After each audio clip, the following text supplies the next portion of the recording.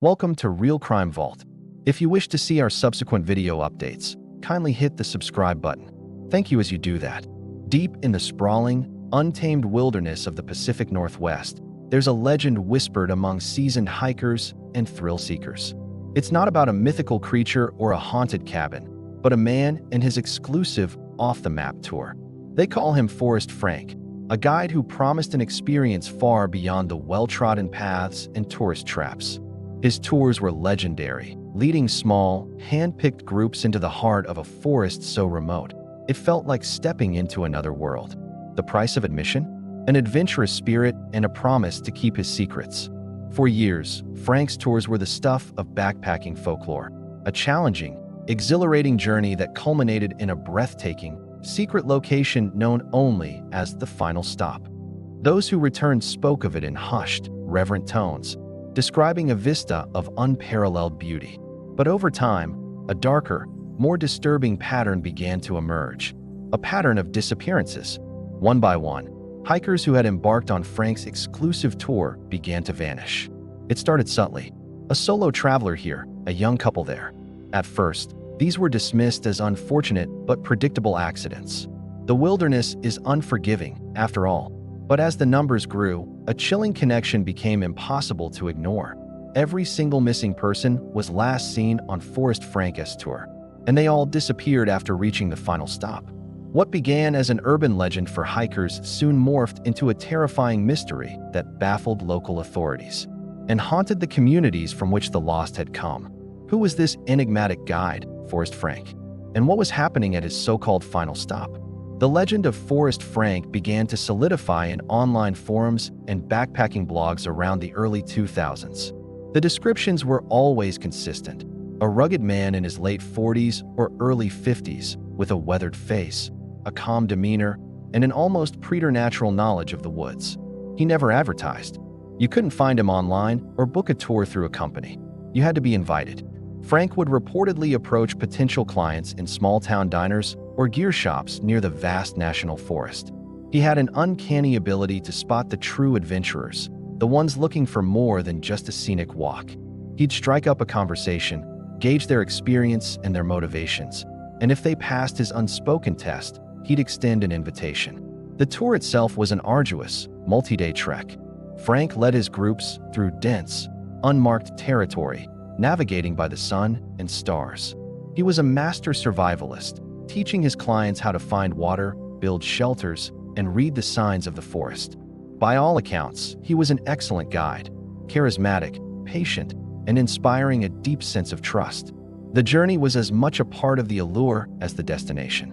But it was the final stop that truly captured everyone's imagination. No one who returned ever revealed its exact location. It was part of the code, the pact they made with Frank.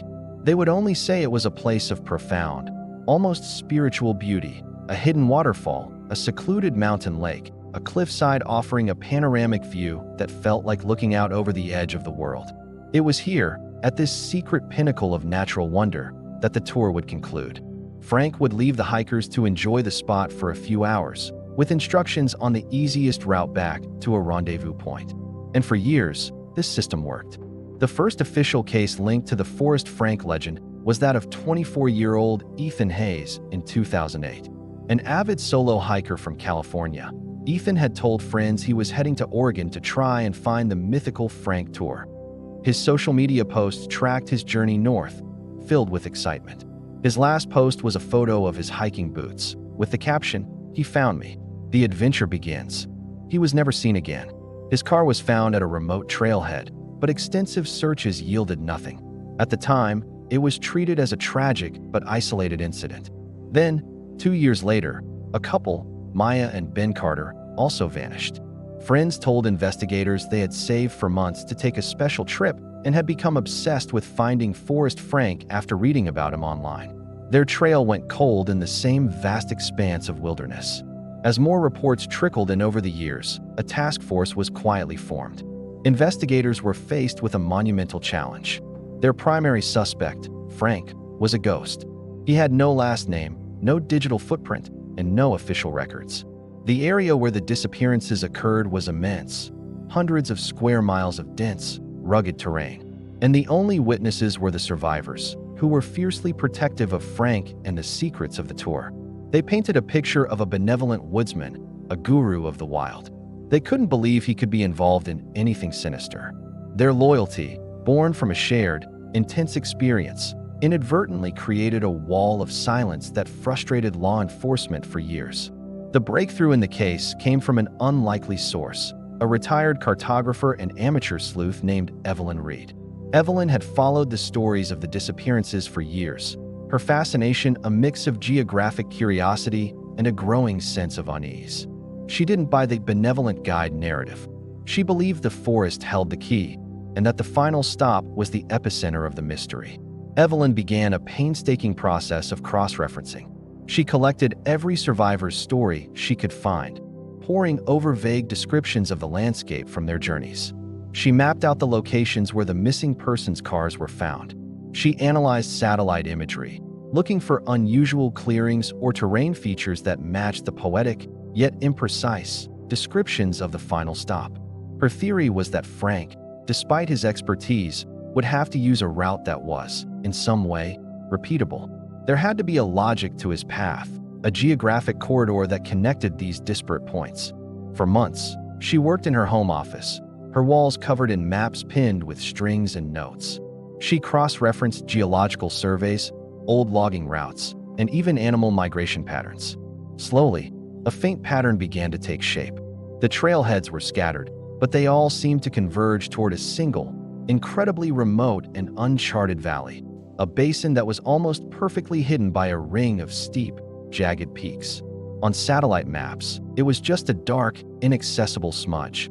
But to Evelyn, it was the answer. It had to be the location of the final stop. She took her findings to the task force, and while initially skeptical, the lead detective, a man named Marcus Thorne, was impressed by the sheer depth of her research. He agreed to authorize a high-risk aerial survey of the valley she had identified. The helicopter carrying Detective Thorne and his team cut through the morning mist, flying toward the coordinates Evelyn Reed had provided. From the air, the valley was even more imposing than it had looked on the maps. It was a fortress of nature, walled off from the world. As they descended, the pilots spotted something, a thin wisp of smoke, rising from a clearing deep within the basin. They landed in a small meadow a safe distance away and proceeded on foot, weapons drawn. The clearing was centered around a small, rustic cabin. It was meticulously maintained, with a neat stack of firewood and a small garden. An older man emerged from the cabin as they approached. He matched the descriptions perfectly, weathered, calm, with intelligent eyes that showed no fear, only a quiet resignation. "I've been expecting you," he said, his voice even. "I am Frank." Inside the cabin, the full, horrifying truth was revealed. The walls were lined with shelves, and on them were dozens of personal items. A worn copy of a book, a particular brand of trail mix, a compass with a unique engraving, a camera, a single hiking boot. Each item was a memento, a trophy. Frank, whose real name was Frank Miller, began to talk. He confessed to everything, not with remorse, but with a strange, philosophical detachment. He explained that he wasn't a monster in the traditional sense. He saw himself as a curator of perfect moments. He would lead his clients to the final stop, a stunning, hidden waterfall that cascaded into a crystal-clear pool. He would let them experience what he believed was a moment of pure, unadulterated bliss, a connection with nature so profound it was transformative. And it was in that moment of perfect happiness, he explained, that he would end their lives. Frank Miller's motive was as bizarre as it was chilling. He believed that modern life was a slow decay, a gradual chipping away at the human spirit. He saw the joy and wonder on the faces of the hikers at the final stop, and in his twisted logic, he believed he was preserving that perfect moment for them. By taking their lives at their absolute peak of happiness, he felt he was saving them from the inevitable decline and disappointment of the world. He was, in his own mind, a guardian of their joy, freezing it in time forever. He showed no emotion as he described how he would approach them from behind as they stared at the waterfall, ensuring their end was swift and painless.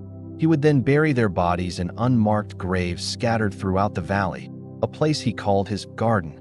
The personal items he kept were his way of remembering them, not as victims, but as participants in his strange, final art form. His confession was methodical and detailed, leaving no doubt as to his guilt. The search teams, guided by Miller, spent weeks in the valley, recovering the remains of over a dozen missing hikers, bringing a grim and heartbreaking closure to families who had been waiting for years. The case of the Forest Frank Tour Disappearances sent a shockwave through the hiking and outdoor communities. It served as a horrifying reminder that the greatest dangers in the wilderness are not always the elements or the animals. Sometimes, the monster is the one holding the map.